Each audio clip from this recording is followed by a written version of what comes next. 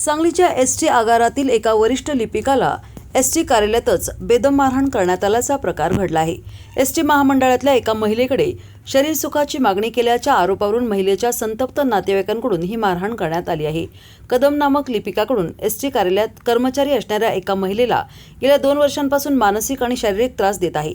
वरिष्ठांकडे याबाबत तक्रार करून देखील कोणतीच कारवाई होत नसल्याने संतप्त महिलेच्या नातेवाईकांनी आज थेट एसटी कार्यालयामध्ये पोहोचत संबंधित लिपिकास बेदम चोप दिला आहे।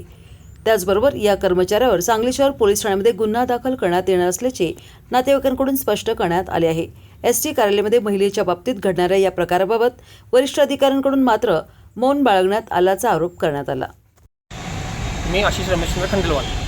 आपल्या सांगली शहरामध्ये महामंडळामध्ये एक पीडित महिला आहे, ती आपली सून आहे माझी, आणि तिला वारंवार त्याचा एक अधिकारी आहे विनायक कदम, तर तो त्याला वारंवार 2 वर्ष झाले त्याला त्रास देत होता, फिजिकली देत होता, मेंटली देत होता। त्यांना आता 2-3 वेळा वरती कंप्लेंट पण करून पण वरती काही ते दखल घेतली गेलेली नाही आहे। तर त्यामुळे आता शेवट आमच्या हे नाकेशी आल्यामुळं आम्ही पूर्ण फॅमिली येऊन हे आम्हाला शेवटचं पाऊल उचलायची पाहिलेली आहे आणि आज दाखल करत आहोत। त्यांच्या वरिष्ठ अधिकाऱ्यांशी पण भेटलं, त्यांनी म्हणतात ठीक आहे बघतो बोलतो। त्यांनी पण स्वतः त्या पीडित महिलेने पण तिथं वरती कंप्लेंट केली होती 2-3 वेळा, तरी पण तिथं झालेलं नाही आहे त्याचा अभिप्राय अंमलबजावणी म्हणताना आज आम्हाला शेवटचं पाऊल उचलायची पाहिजे। त्याला चांगलाच प्रतिसाद दिलेला आहे आणि त्याला चांगलाच मार दिलेला आहे त्याने आम्ही चूक, आणि आता पोलीस स्टेशनमध्ये आम्ही गुन्हा दाखल करतात।